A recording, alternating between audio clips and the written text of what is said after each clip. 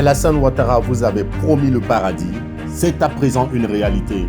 On a retrouvé le jardin d'Éden à San Pedro, où hommes et femmes se promènent nus paisiblement. Loin d'être des anges, ce sont plutôt des touristes nudistes, installés depuis le 1er novembre sur les plages du village de Kounoukou, dans la forêt classée de Monogaga. Ils sont protégés par des dizaines de corps habillés qui, 24 heures sur 24, fitent l'accès des villageois à leur site et interdit à quiconque de les filmer. Un jeune du village, soupçonné d'avoir violé cette règle, va se faire arrêter, occasionnant la colère des villageois, offusqués par les rituels de ces touristes qui bafouent leurs cimetières et les lieux sacrés, en plus de les empêcher d'aller où ils veulent dans leur propre village. Les blancs, venez voir, les blancs qui parlent la route au noir, les blancs qui vont barrer la route. Venez voir les blancs en train de barrer la route. Venez les voir en train de barrer la route. Mais c'est nous-mêmes, on n'a pas la paix. Les blancs viennent barrer la route ici. Venez les voir. Il dit qu'il venait faire le reboisement. Et lorsque tout ça a été découvert, on a un frère qui a été arrêté. Parce qu'on nous a dit, vous voyez les adorations, vous voyez ça là sont des fétiches, ils le font ici. Vous voyez les tombes sur les tombes.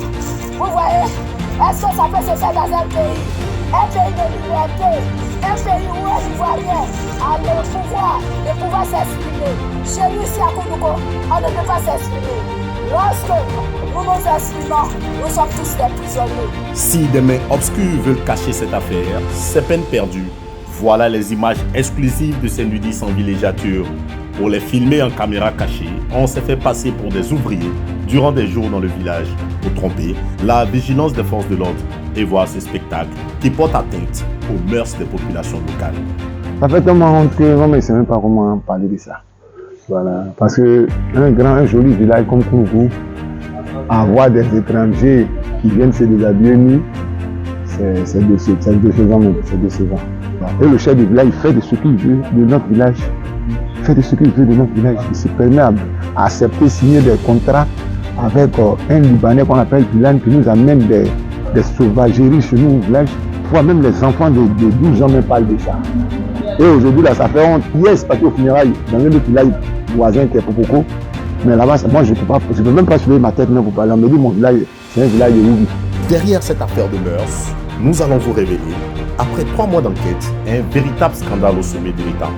Mêlant atteinte aux mœurs, mépris, abus, intimidation et répression de populations autochtones qui impliquent des chefs traditionnels locaux et un sulfureux opérateur économique dénommé Bilal Alal, qui s'est vu confier la restauration de près de 40 000 hectares de la forêt classée de Monogaga sans appel d'offres pour 20 milliards de francs CFA, sans trace et sur la base d'une convention introuvable, sans oublier le décès dissimulé d'un de ces touristes controversés.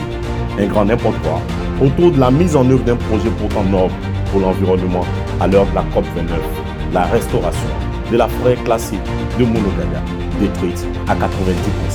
Et une enquête exclusive à découvrir très vite sur Microlib. À très bientôt.